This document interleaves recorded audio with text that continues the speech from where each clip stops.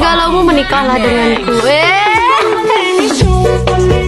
Assalamualaikum warahmatullahi wabarakatuh. Kembali saya Ika Wulandari menjumpai Anda melalui YouTube channel ini. Kali ini ada sebuah surat edaran dengan nomor 068 WN 07 2022 04 mengenai penyelenggaraan sidang isbat nikah di KBRI Kuala Lumpur. KBRI Kuala Lumpur bekerjasama dengan Pengadilan Agama Jakarta Pusat akan menyelenggarakan sidang isbat nikah bagi pasangan sesama warga negara Indonesia yang telah menikah secara agama Islam atau nikah siri di Malaysia, namun belum memenuhi hukum formal perkawinan Indonesia dan belum memperoleh akta nikah atau belum punya buku nikah. Sidang isbat ini direncanakan akan diselenggarakan pada bulan September tahun 2022 dan KBRI Kuala Lumpur hanya akan memilih 70 pasangan yang datang duluan dan akan didaftar yang telah memenuhi syarat untuk dapat mengikuti sidang isbat nikah ini. Pendaftaran untuk menjadi peserta sidang isbat nikah di KBRI Kuala Lumpur dibuka mulai tanggal 25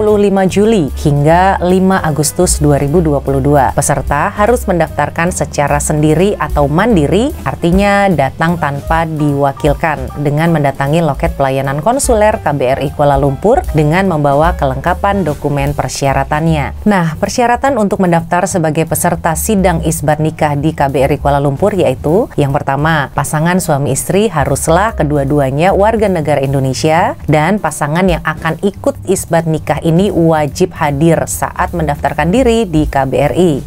Yang nomor 2, pasangan WNI yang telah menikah secara agama Islam dan memenuhi syarat serta rukun nikah seperti ada mahar, ada wali nikah, ada saksinya, dan lain-lain.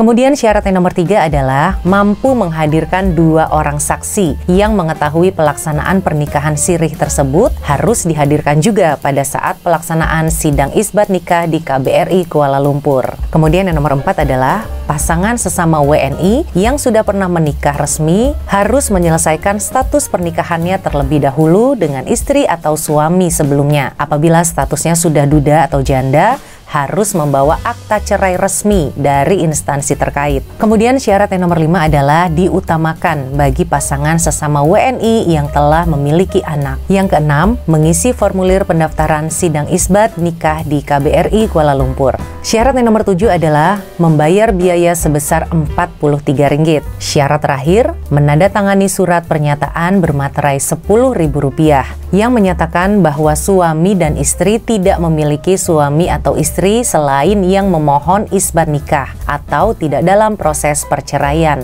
Lalu berikutnya kita ke dokumen persyaratan yang diperlukan pada saat pendaftaran. Yang pertama adalah dokumen identitas pasangan suami dan istri, bisa berupa paspor, SPLP, KTP, ataupun SIM. Dokumen yang kedua adalah dokumen identitas milik saksi berupa paspor atau SPLP atau KTP atau SIM. Kemudian yang berikutnya nomor 3, dokumen identitas anak bila ada. Dan bila ada anak harus membawa sijil lahir atau surat keterangan dari klinik atau surat ketua kampung atau surat pesuruh jaya sumpah. Kemudian yang terakhir adalah pas foto berwarna milik suami dan istri yang ukurannya 2x3 berlatar belakang berwarna biru masing-masing 3 lembar. Nah, ada catatan tambahan nih. Biaya yang sudah disetorkan ke Pengadilan Agama Jakarta Pusat tidak dapat diambil kembali.